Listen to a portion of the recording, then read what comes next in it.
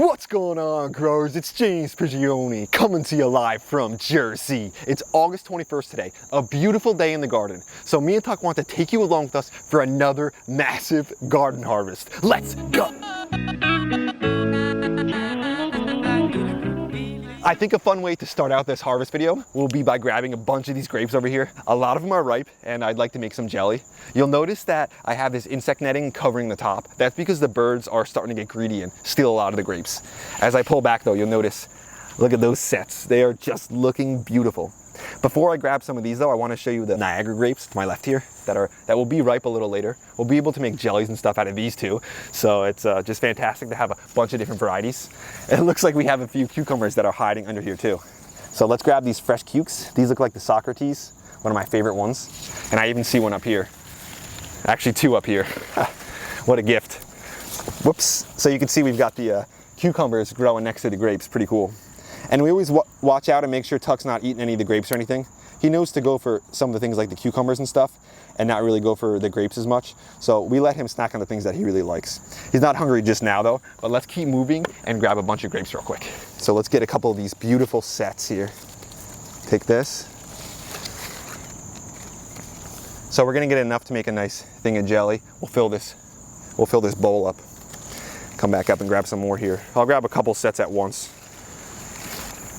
Take this one. We've got some really nice sets on the other side in the garden too. And then as we come around here, let's grab this set over here. When we peel this back, you can see, got some nice ones in there.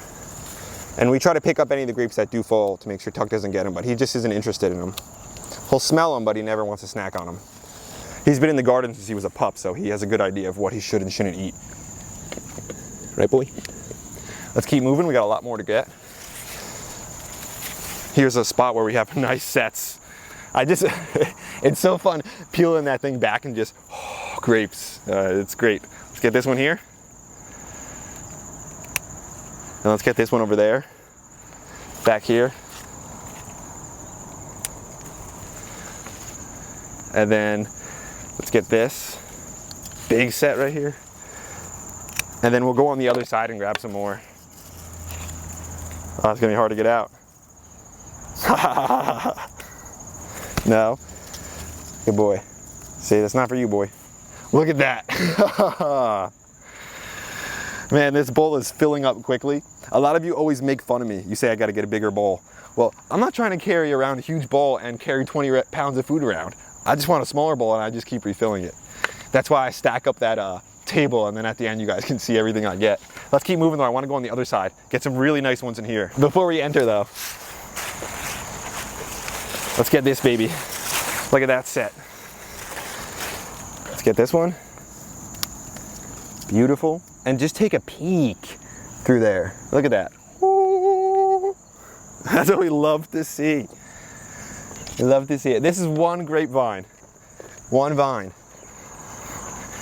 We've got plenty more vines too. And our Concord seeded one is in the middle of the garden. That won't be ready till like October. Look at this. Man, you love to see it. All right, let's just grab these last couple sets and then move along because I don't want to turn this into a 25-minute grape harvest video.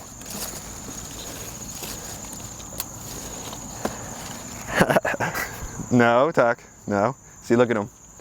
He wants to sniff around and stuff, but he doesn't take anything. No, that looks like pretty much a full bowl of grapes. Let's move on to the next delicious fruit ready to harvest. I just dropped off the grapes. Now let's grab some fresh honeycrisp apples right here. Typically these apples aren't ready till about October, but I want to show you something. You could pick these apples relatively early and they still have an amazing crisp, sweet flavor. Here is a honeycrisp apple that I got at the store the other day. Look how green this thing is compared to that. So they're picking these apples. Here's the variety right here, honeycrisp, when they're at this ripeness. This one's already riper than this one, and it has a lot of time to go. So we're gonna pick one of these apples, try them, and just basically see how delicious they are. Right here, let's cut this one off. It looks pretty good. Oh, look how beautiful the apple is. Pretty good shape to it, not even that small, you know, for comparable for the size of the tree and how much fruit it actually has on it. So we'll grab a couple of these apples today. I want to shine it a little bit, show you it, and then we'll taste it. And honeycrisp is my favorite tasting apple that there is. So to be able to try one fresh from my own garden, organic, I just can't wait. Let's shine this baby. Even Tuck's excited for this one, right, boy? This guy's having fun out here too. He wants to see the reaction to the apple. Here she is, shined up. So she looks a little more like this one, but still, look at the homegrown versus the store-bought. And this thing still has a lot of time to ripen. So when it's fully ripe in about October, it'll be more aromatic with like, you know, more of a flowery, you know, a stronger smell. Right now it's gonna be kind of tart. Oh, I can't wait. And they call these the honeycrisp because of the incredible texture. Mmm.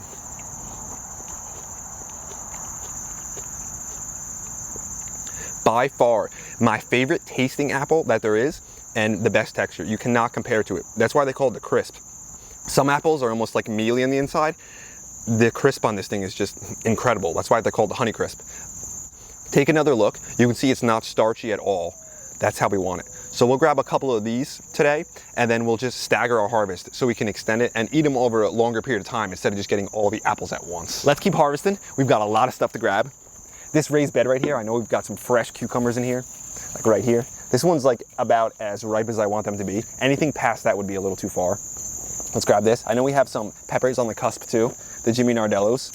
So when it comes to the peppers, like these ones, I like to grab these a little early because if you grab your peppers early, it'll continue to produce more flowers, so you'll get more production later in the season. So we'll grab just a few of those little peppers there. The Criollo de Cocinas have not colored up yet, so we'll still give them a little bit of time. But I got a lot of cucumbers ready over here. This has been an incredibly productive fence line for me. So this little trellis area, if you remember back in the spring, I was growing a lot of peas in this section. And then after those finished, we put the cucumbers in. So now we're getting good production with the cucumbers. Another one down here. And then we've been growing some of the white cucumbers. This one's far past, but still pretty cool looking. So we'll add some of those. Looks like Tuck found one of our Jimmy Nardello peppers. So he didn't want a cucumber earlier. He wants one of the peppers, so he's probably getting a little sick of the cucumbers now that we're at this time of the year. He said, let's switch it up. Let's get something a little sweet. Let's hit up one of the Jimmy Nardellos. Let me get a couple more cucumbers that I'll grab here. Like, let's get this one up top. Back here. And then let's get this one. This is a pretty big one over here. Oh, looks like there was two hiding. What a gift. And then I want to show you an eggplant that's over here too, as we put this in. So we've got so many cucumbers. I've got an eggplant over here that I'm going to harvest a little later, but it still needs a little more time. And then in a little while, I've got a bunch of different kinds of eggplants I'm going to show you. Some cool looking ones, but this one's still got a little bit of time. I believe this is the Rosa Bianca. I love the way this looks. And then in the other raised bed, we've got some peppers that are doing real well. So these ones just need a little bit of time right here. Some massive ones too. We've got some of the Golden Wonder peppers, and I've even got some of the huge Gilboa oranges.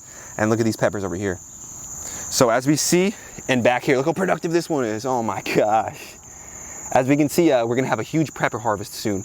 One thing I want to do is bring you into the back corner of the garden. This is a section that I don't show you a lot, but we have some yellow squash that are ready. I believe they're called the 49ers. And then we have some cantaloupes that are just on the cusp of being ready too. Let's go check those out. Let's move our way through the fruit forest and grab some yellow squash back here.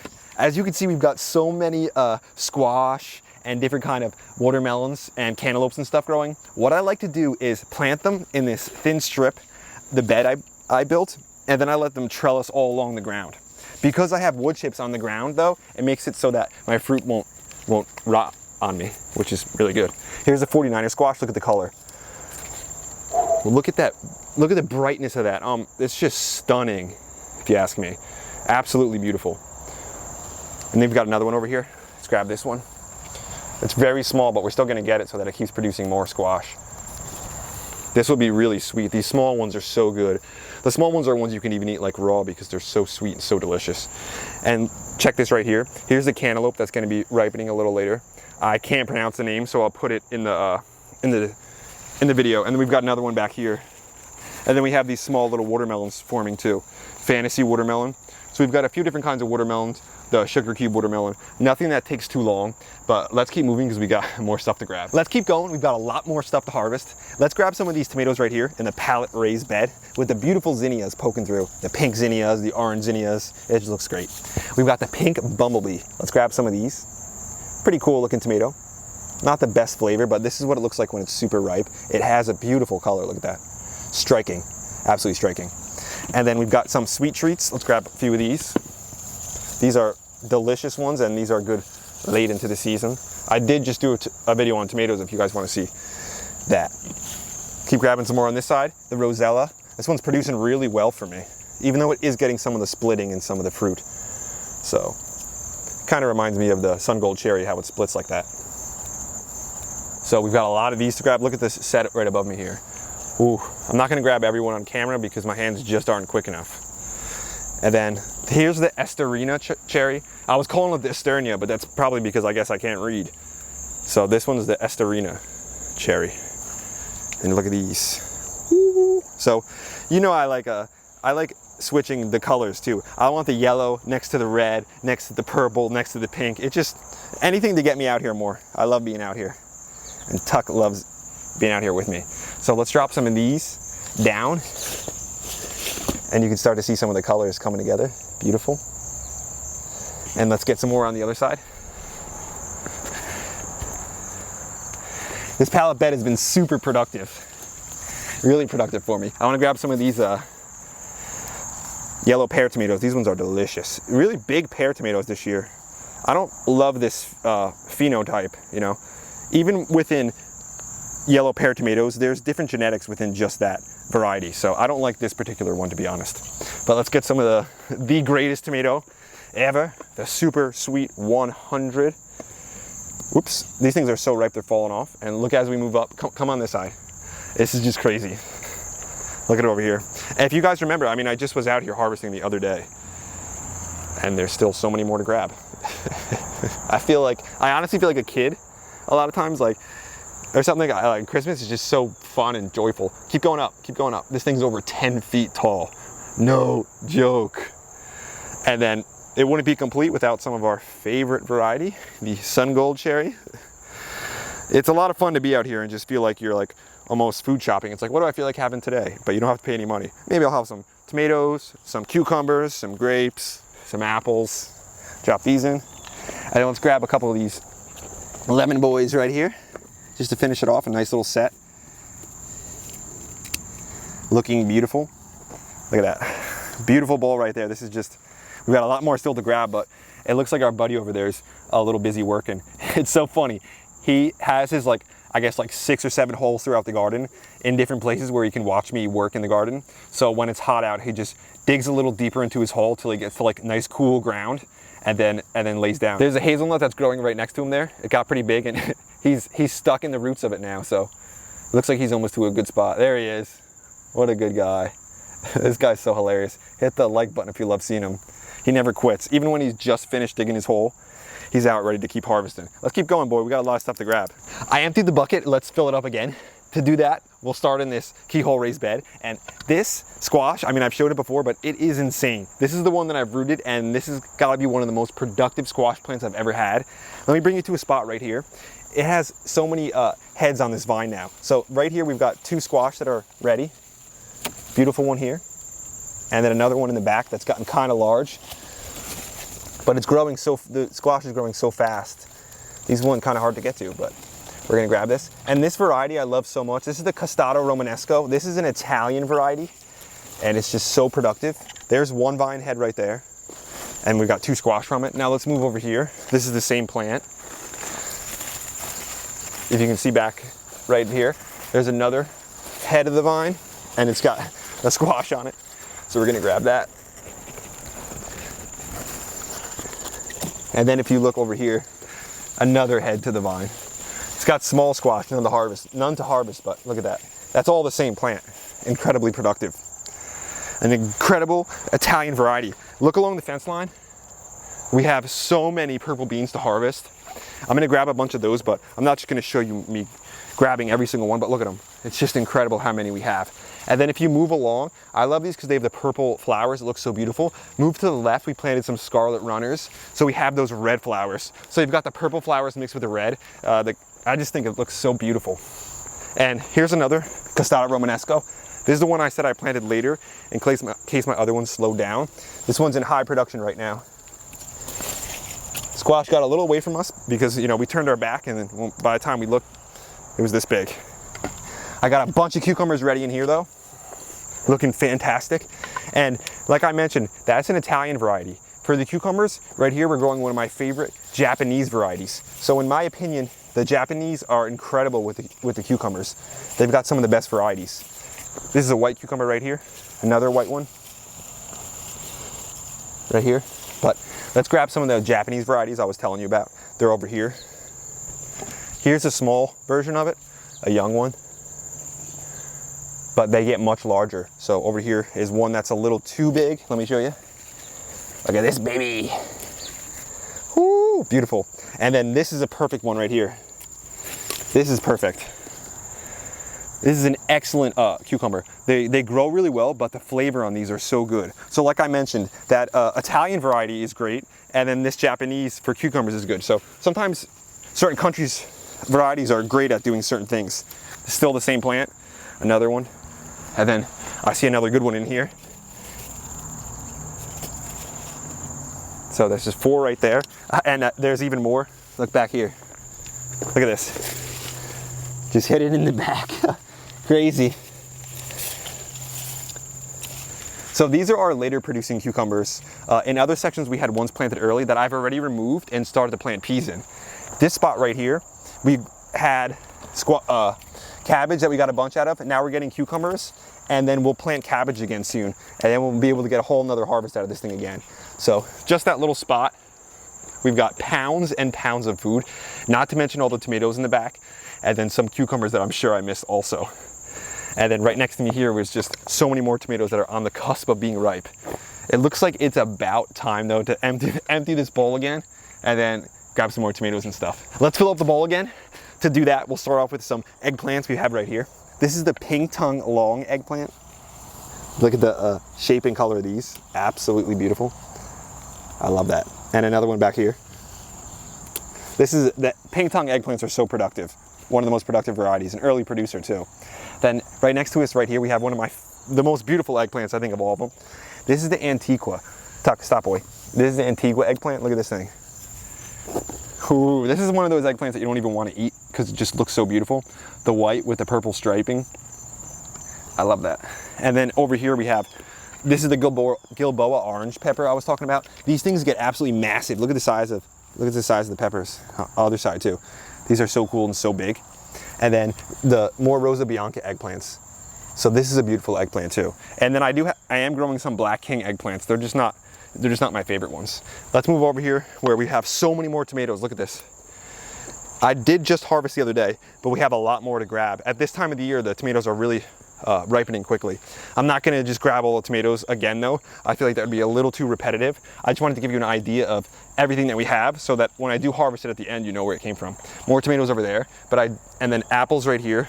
Here's a little bit of a later producer for us. So we're just gonna follow those along, eat those a little bit later. And then I wanted to grab some ground cherries over here. These ground cherries are an annual that's so cool to have in your backyard if you don't have a lot of space. So when they're ripe, they're all on the ground. Look at this. So this is the perfect time to grab them. So we'll just come by and grab all these ground cherries. And it's so cool. They stay in these little, sacks to protect them. So when you do want them, you could just pop it open like that. Little Aunt Molly's ground cherry. A really sweet, kind of a unique flavor. So they're really good. Let me drop that in though. And we've got a bunch to grab. We'll get a lot of them. I also wanted to show you, look at some of these zinnias right here. I love these zinnias, man, so much. Incredibly beautiful. And great producers, they just, throughout the whole season. Here's another one too. Look at this. This is just striking. Man, that's so beautiful. I want to grab a couple green beans over here too. Here's some of the dragon tongue beans. And notice in the background, this is where I removed all my cucumbers and stuff, and I have my peas planted now. So the peas will be producing for us into the fall. But look at this, my favorite green bean. It's cool. Look how like relatable the striping on the green bean is with the Antigua eggplant. Pretty cool. It's amazing. Nature loves its reds, its purples, its greens, its yellows. You can never paint a better picture, in my opinion, than nature does. So all I try to do is kind of set everything into place, and then the picture paints itself. I'm not the artist. I'm just the one who, sets everything up, and then, nature does the rest. It's pretty rewarding. Before I let you go, I wanted to grab some more grapes. This variety over here is a really cool one, and this is what I consider to be probably the best American seedless grape variety. They're delicious, and because they're a North American grape, they are pretty disease resistant, which is excellent. This is the Cannabis grape, and one of the things that stinks is, look, the birds have really started to go after them already, so I'm gonna have to harvest them now. I've got a good amount of sets across here that I'll grab, and I have another spot where I have more grapes. One thing you'll notice is the grapes are pretty small. One reason for that is because when you get grapes from the store, a lot of times the growers will like dip them in like a growth hormone to make the grapes bigger. So these aren't the largest grapes, but they are incredibly good. Really sweet and seedless. So this is my favorite grape to probably snack on fresh. It's not very big, but it packs an incredible punch.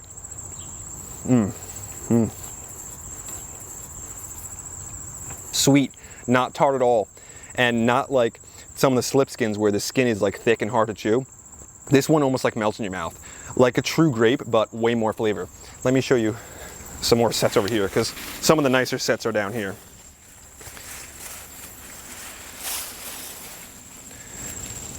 And over here.